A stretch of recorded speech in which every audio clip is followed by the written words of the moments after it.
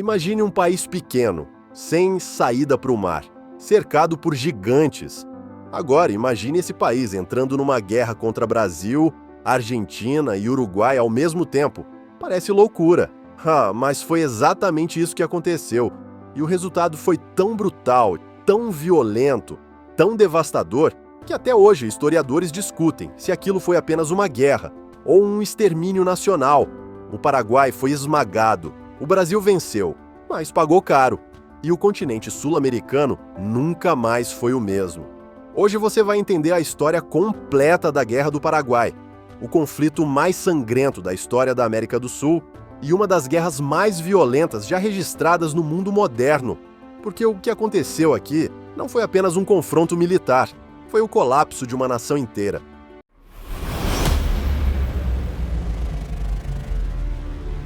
Quando falamos do Paraguai hoje, muita gente imagina um país simples e dependente. Mas no século XIX, o Paraguai era uma das nações mais organizadas da região. Enquanto muitos países sul-americanos viviam em crises políticas, golpes e instabilidade, o Paraguai era diferente. Ele tinha um governo forte, centralizado e um projeto de independência econômica. O país investia em produção interna, indústria básica, agricultura e um exército disciplinado. O Paraguai também tinha uma característica única, um estado que controlava boa parte da economia. E isso incomodava os vizinhos, porque o Paraguai não dependia das grandes potências europeias como outros países. Ele buscava autonomia. Só que a autonomia, naquele tempo, era vista como ameaça. E a América do Sul, naquela época, era um tabuleiro de xadrez, onde cada movimento podia provocar uma explosão. No centro dessa história está um homem, Francisco Solano Lopes. Filho do presidente Carlos Antônio Lopes, ele foi preparado para governar como se fosse um príncipe. Solano Lopes tinha ambição, tinha carisma e tinha um sonho: transformar o Paraguai em potência regional. Ele acreditava que o Paraguai deveria ter mais influência e mais acesso estratégico ao continente. O problema é que o Paraguai era cercado.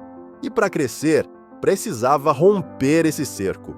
Solano Lopes começou a fortalecer o exército, comprou armas, treinou tropas, criou fortificações e passou a agir como se estivesse prestes a enfrentar o mundo.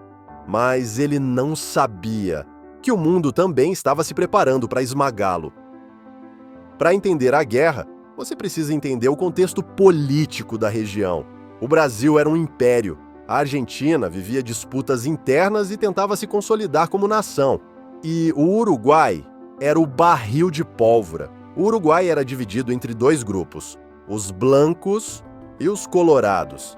Esses partidos viviam em guerra civil e cada vizinho apoiava um lado. O Paraguai apoiava os blancos.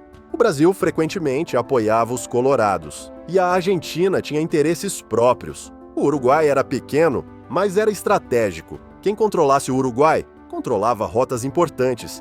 E foi ali, no Uruguai, que a faísca caiu no barril de pólvora. Em 1864, o Brasil decide intervir militarmente no Uruguai. O motivo oficial era proteger interesses de brasileiros que viviam lá, mas, na prática, era uma ação para derrubar o governo blanco. O Paraguai viu isso como uma ameaça direta. Solano Lopes acreditava que, se o Brasil controlasse o Uruguai, o Paraguai ficaria isolado, cercado, sem aliados, sem saída. Então ele tomou uma decisão extrema. Ele mandou capturar um navio brasileiro no Rio Paraguai. O navio se chamava Marquês de Olinda, e ali a guerra começou. Depois da captura do navio, Solano Lopes não recuou. Ele atacou. O Paraguai invade a província brasileira de Mato Grosso. Na época, Mato Grosso era uma região distante, pouco protegida. As tropas paraguaias avançaram rápido, tomaram cidades, tomaram fortificações. O Brasil ficou em choque. O Império não esperava um ataque tão ousado e, enquanto o Brasil tentava reagir, Solano Lopes preparava o próximo passo. Um passo que seria seu maior erro. Para ajudar os blancos no Uruguai, Solano Lopes precisava atravessar território argentino. Ele pediu permissão à Argentina. A Argentina recusou. E então, ele fez o impensável. e invadiu a província argentina de Corrientes. Nesse momento, ele transformou o conflito em algo muito maior, porque agora ele não estava mais em guerra apenas com o Brasil, ele estava atacando também a Argentina. E isso uniu inimigos históricos. Brasil e Argentina, que tinham rivalidades antigas, agora tinham um inimigo em comum.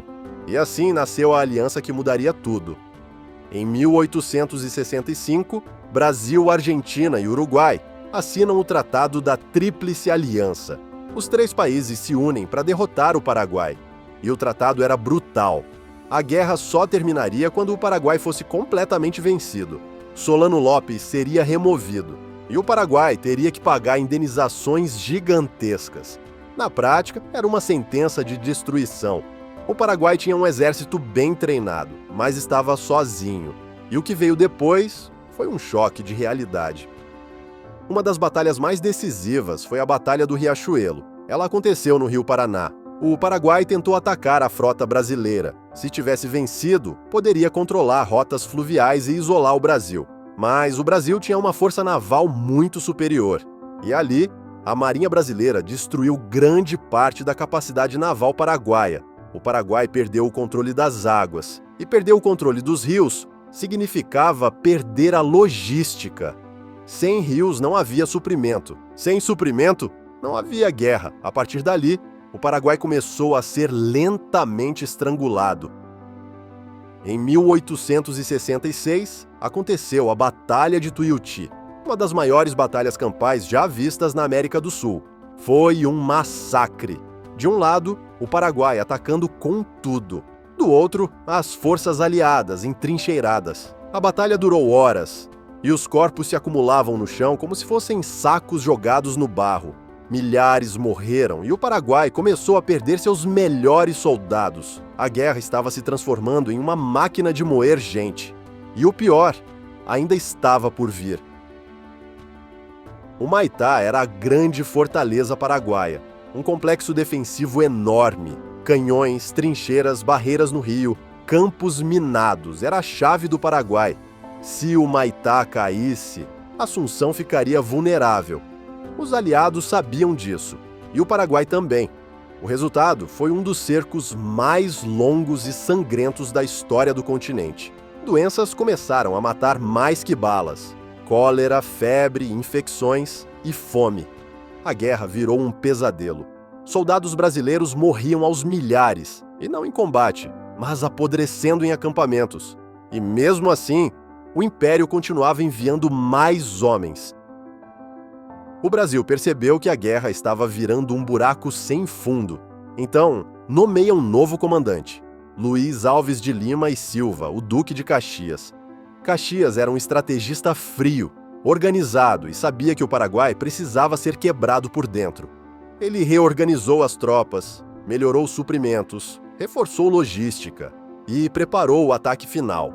Com ele, o Brasil deixou de lutar como um império improvisado e começou a lutar como uma máquina militar. Depois de anos de cerco, o Maitá cai. O Paraguai perde sua maior fortaleza e o caminho para a capital se abre. As tropas aliadas avançam, cidades paraguaias começam a ser ocupadas e Assunção, a capital, fica cada vez mais próxima. Solano Lopes, porém, não aceita a derrota. Ele foge. Recuo após recuo, e toma uma decisão desesperada: transformar toda a população em exército. Aqui começa a fase mais sombria da guerra. O Paraguai já estava destruído, faltavam homens, faltava comida, faltava munição. E então, Solano Lopes começa a convocar adolescentes, crianças e idosos, meninos de 10, 12, 13 anos, com lanças improvisadas, enfrentando soldados treinados e armados. O que aconteceu foi aterrorizante. Não era mais uma guerra entre exércitos, era uma nação inteira sendo empurrada para a morte. Em 1869, Assunção é ocupada. A capital do Paraguai cai nas mãos das tropas brasileiras. O governo paraguaio entra em colapso. Mas a guerra não termina, porque Solano Lopes continua fugindo para o interior. E a Tríplice Aliança decide que não basta ocupar o Paraguai. Eles querem capturar Lopes.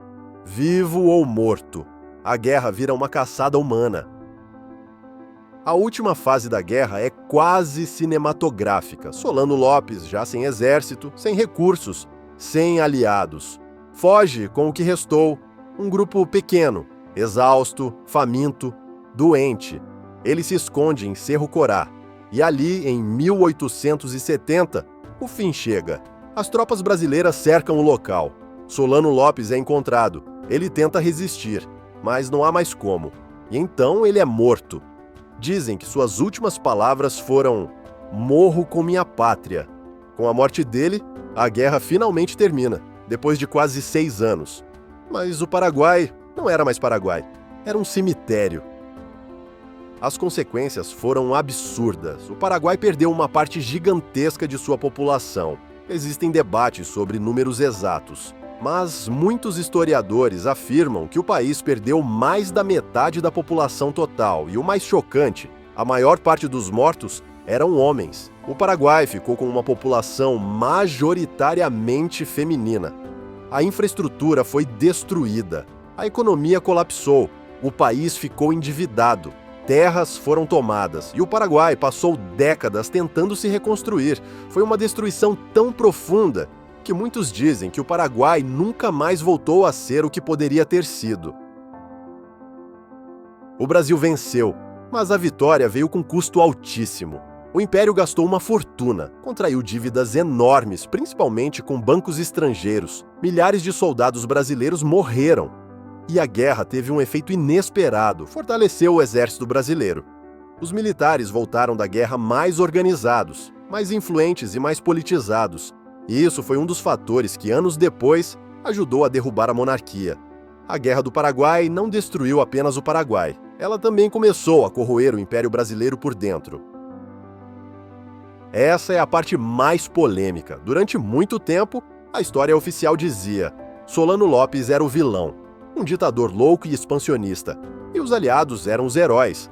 Mas historiadores modernos levantam questões importantes. O Brasil também tinha interesses no Uruguai, a Argentina queria controlar regiões estratégicas, o Paraguai era uma ameaça econômica, o conflito poderia ter sido evitado. A verdade é que, como quase toda guerra, não existe um lado puro. Existe interesse, existe poder e existe sangue.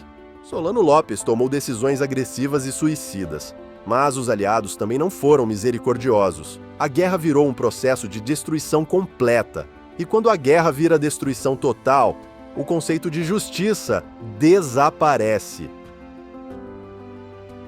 A Guerra do Paraguai prova uma coisa: às vezes a história não é escrita pelos vencedores, é escrita pelos sobreviventes. E quem morre não conta sua versão.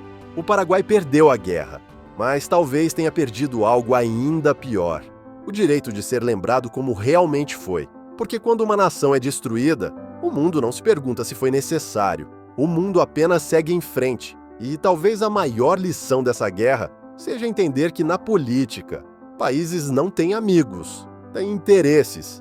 E quando o interesse exige, até uma nação inteira pode ser sacrificada. E agora eu quero saber de você. Na sua opinião, Solano Lopes foi um herói ou foi um tirano que destruiu o próprio povo? Comenta aqui embaixo. Se você gosta de histórias que a escola não conta, histórias que mudaram o mundo, então já deixa o like, se inscreve no canal, porque aqui a gente não só conta a história, a gente revela o que estava por trás dela. Isso foi a Guerra do Paraguai. E essa é uma história que ninguém esquece.